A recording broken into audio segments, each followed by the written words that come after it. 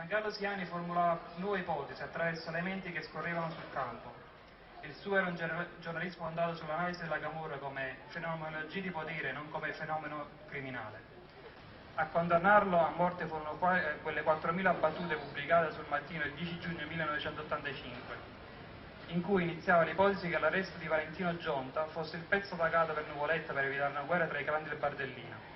A condannarlo a morte furono le ricerche che stanno facendo nella costruzione del dopo terremoto, il grande business degli appalti che aveva rimpinguato le tasche di dirigenti politici, imprenditori e soprattutto camorristi. È stato anche un libro che si chiama Le parole di una vita e che è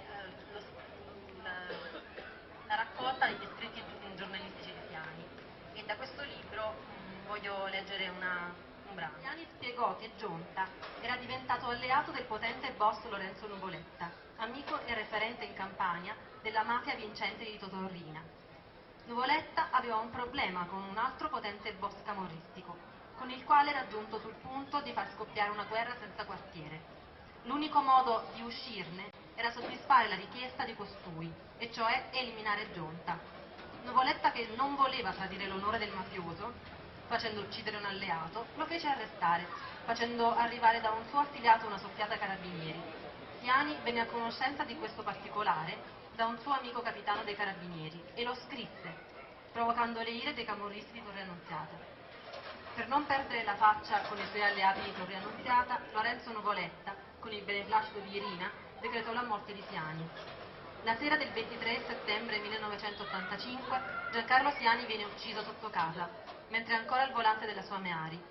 Da pochi giorni aveva compiuto 26 anni e da pochi giorni aveva ultimato un volume dossier dal titolo Torre Annunziata un anno dopo la strage, già composto da una tipografia sugli affari camorristici di Torre Annunziata, che dopo la sua morte per una sorta di incantesimo non è stato più ritrovato.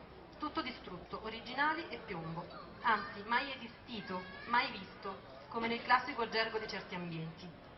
Dopo ben 8 anni di indagini e processi giudiziari si venne a capo delle cause che spinsero mani della malavita a togliere la vita a un giovane, che aveva voglia di cambiare il mondo, di rendere più serena la vita degli emarginati, che amava lottare perché la società potesse mutare in meglio, e lo faceva da aspirante giornalista professionista, con profondo attaccamento al mestiere, con la gioia che anima i giovani onesti e con la forza del suo sorriso. 2 minuti di fuoco e terrore, 26 agosto 1984, ore 11:45, è il giorno di Sant'Alessandro, una strage, è l'ultimo atto di una guerra scatenata dal clan della Camorra per distruggere l'impero di Valentino Gionta, boss incontrastato di Torre Annunziata e dell'area vesuviana.